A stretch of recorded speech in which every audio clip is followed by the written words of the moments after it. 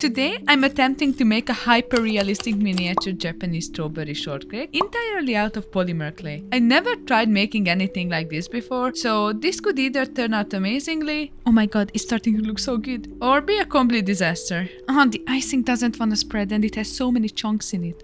Bye, strawberry. It seems I managed to burn it. So, let's see how it goes. Hey, I'm Shortcake, the artist behind novyrajewelry and clay art, and today I'm going to show you how I made this adorable little cake.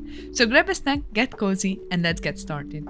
So first things first, I needed to condition the clay because it was pretty brittle and hard. This is probably my least favorite part of working with clay, but it's all worth it in the end. Luckily, I didn't need to use any clay softener this time. I'm not a huge fan of using it because even a few drops can turn the clay really sticky in some parts, and I find it much harder to work with.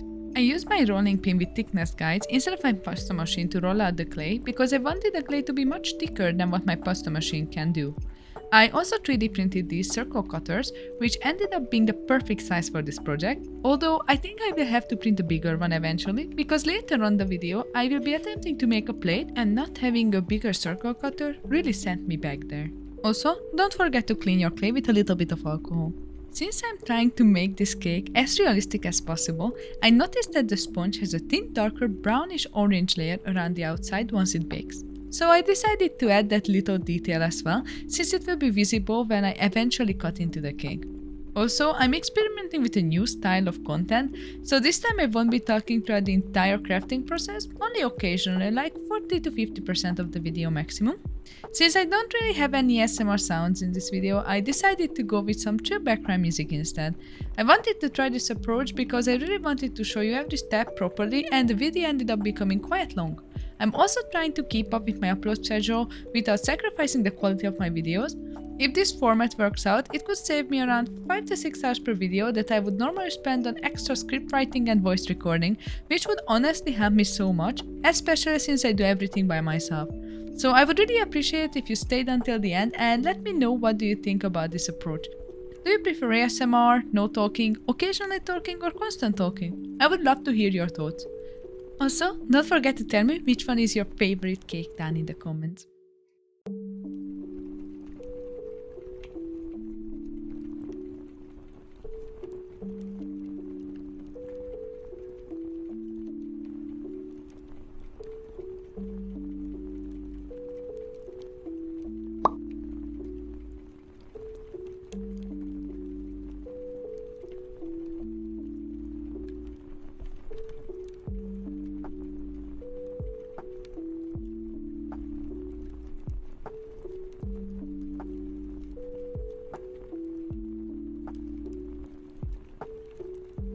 To make my sponge cake look even more realistic, I used some soft pastels to give it that freshly baked look.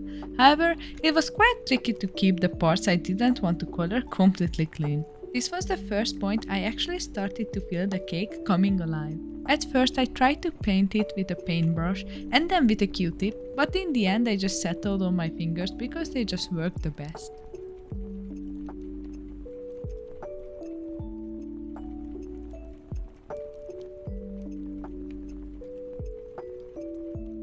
I think it started to look very realistic, however it gave me a slight burnt cake vibe, so I decided to add lighter pastel color to it to smoothen it out. However, it was still missing that true spongy texture, so I decided to grab a toothbrush and start tapping it. At the beginning, I didn't really dare to apply enough pressure because I was afraid of deforming the cake, but it wasn't making any marks, so I had to become a bit harsher. After I finished with both layers of the cake, I decided to move on to the filling.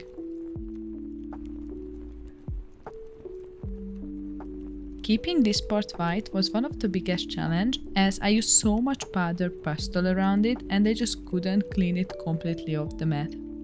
If you have any tips how to clean powdered pastel and polymer clay completely off my cutting mat, I would truly appreciate it because I've been struggling with it. I tried alcohol, window cleaner, water and soap, but nothing seems to work.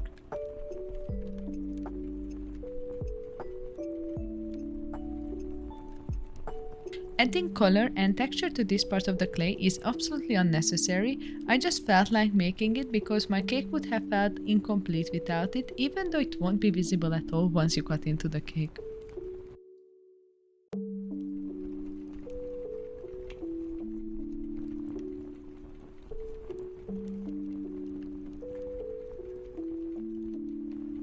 After I was satisfied with the sponge cake part, I decided to assemble it.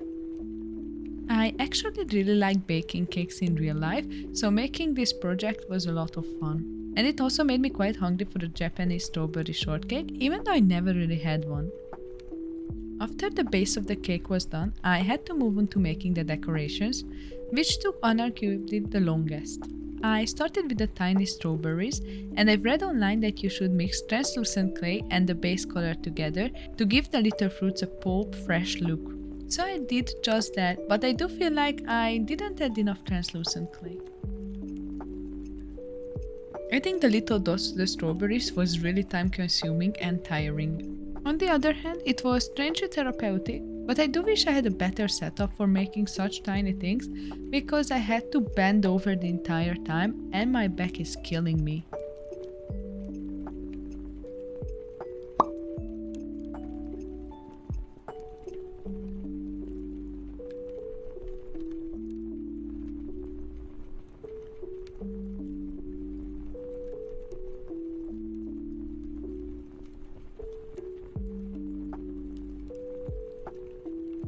After I finally sculpted 12 little strawberries, it was time to make their leaves.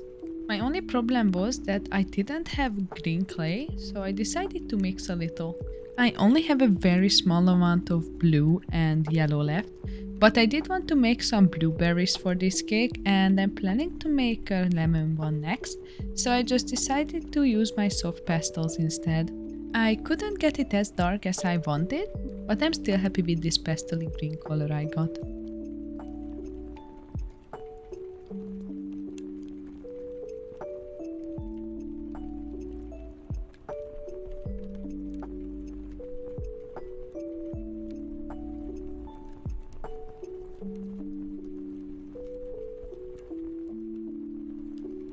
Here you can see it in real time how long it took just to sculpt one, and I needed 4 to 5 for each singular strawberry.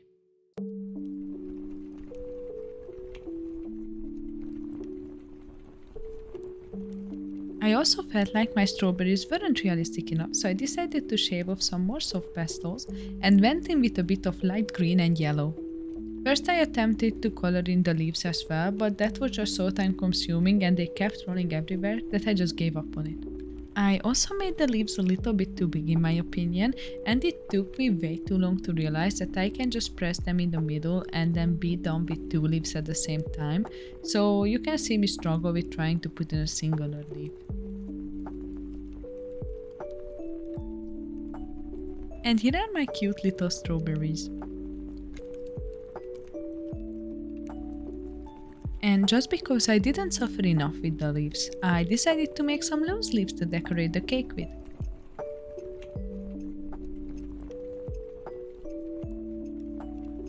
After I was done with all the little leaves and strawberries, I moved on to making the whipped creams.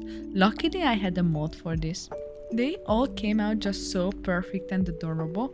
I wish I had a tiny strawberry mold as well. Some people think using molds is cheating, but personally I see them as just another tool that helps me make my clay pieces more beautiful and consistent.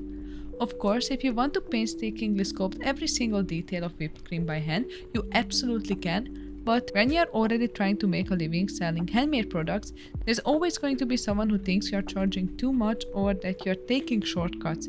At the end of the day, you can never make everyone happy, so I think you should just use the tools that work best for you and what feels right. And finally, all the little decorations were done. And now for the part that I should have done much more research on, making the icing.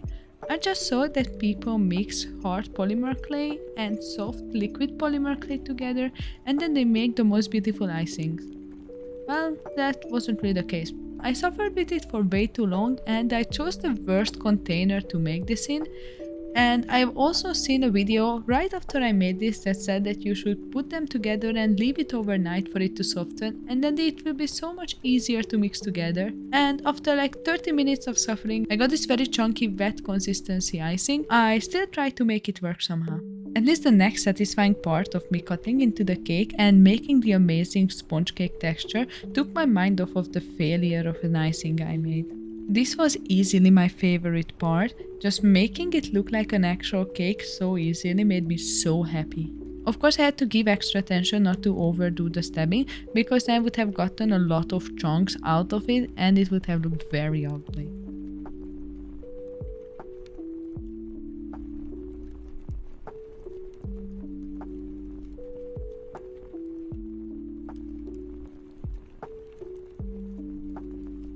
I regret not saving the little crumbs that fell off at this point, as they could have been the perfect decoration for the plate I will be making while the cake is baking.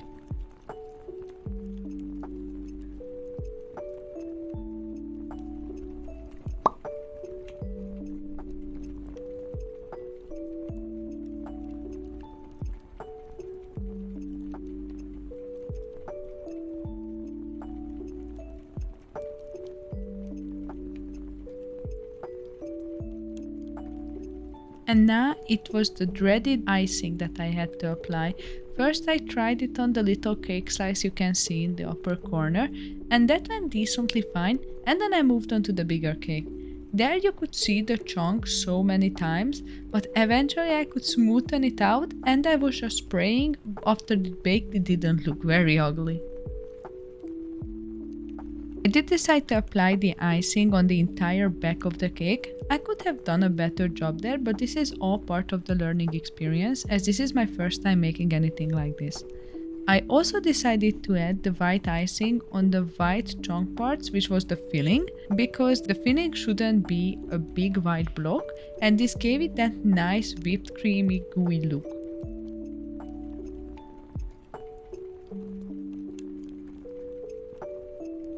And then I remembered that I forgot to make the half strawberry slices for the inside of the cake. I didn't have a smaller circle than this, and I didn't really notice at the beginning either that these half slices of strawberries were bigger than the actual whole strawberries on top of the cake. But we will just not mention this anymore and pretend like it's perfectly fine.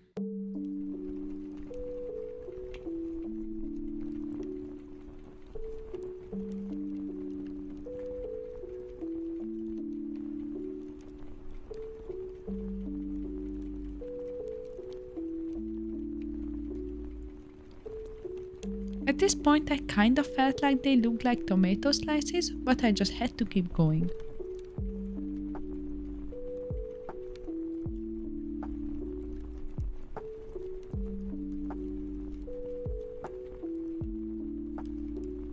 Here I was so happy because it looked so much better than I anticipated.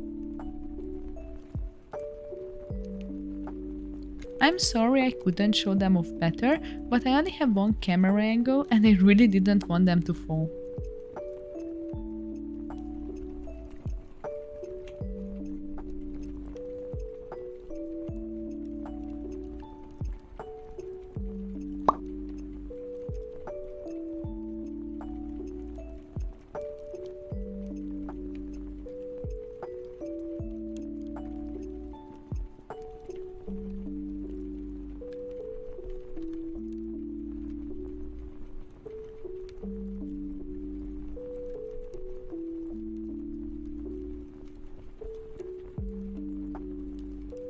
This time I realized I made way too many tiny decorations. I originally wanted to make it into a 12 slice cake, and I made 12 little strawberries because of that, but not even 6 fit on this little piece.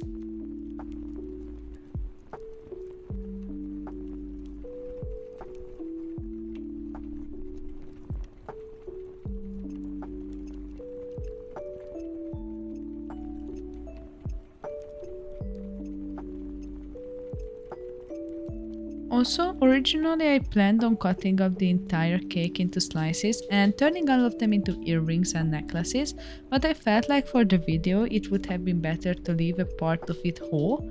I'm just kinda unsure what to do with it. Should it be a magnet or a little shelf decoration? I don't really know what people use these miniatures for, but I'm also one of those people who love looking at them, and I would just love to buy all the tiny things I see. And for the necklaces, now I realize that the little overhanging leaves might be way too fragile, but I will have to see it. And it was finally time to bake them. While they were baking, I decided to make a big plate, which I think turned out to be a bit too pink, but it's alright. Now you can see why I said it would have been great if I printed a bigger circle cutter at the beginning.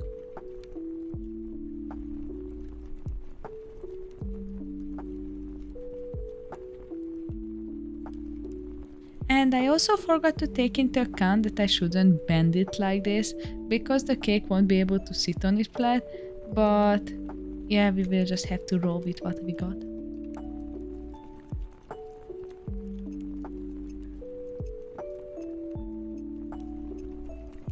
I decided to decorate it with some leftover whipped cream, tiny strawberries, blueberries, and a bit of crumbs and cream to look like that the cake was just freshly cut.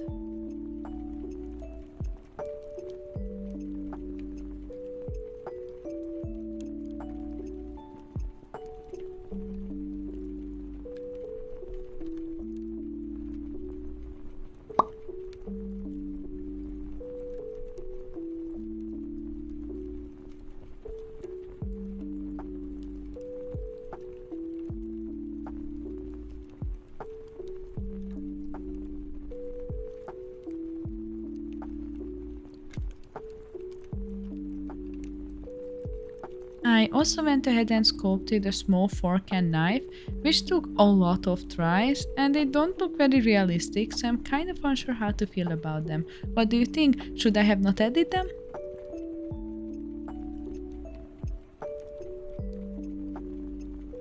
After I finished sculpting it, I put it in the oven, and I can show you now how the little cakes turned out. I'm so happy with how realistic these little cakes turned out. However, I did mess up.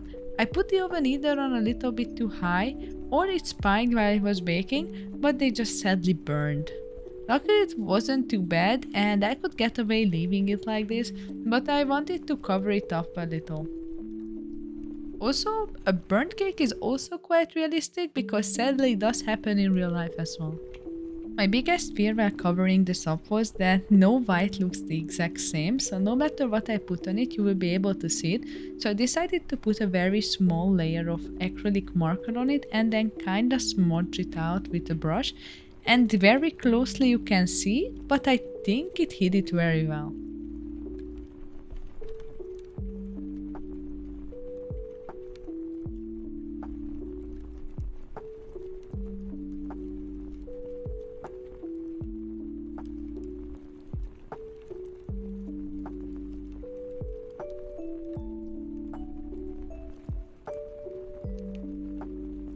For durability reasons, I wanted to glaze it, but I was quite unsure about it, because if I make the whole cake very shiny, it will turn it into this plasticky toy, and it kills the whole purpose of trying to make it look hyper realistic. So just for comparing reasons, I did one of the cake slices fully into the glaze, and then I added a second layer later off camera, and the other slice I only put glazing on the white parts and the fruits so that the leaves can get a little bit of durability, and the icing itself is usually shiny anyway, and this way I could avoid the bread becoming shiny, which gives it that plasticky toy look. In the end I decided to stick the whole cake to the plate, and I might turn it into a magnet, but I will see about that. And I didn't want to use an ugly glue, so I decided to use the glaze as a glue. I really hope it's going to hold it in place. And for the whole cake I also went with the same approach, just cover the white parts and the fruits with the shiny, so it can be nice and realistic.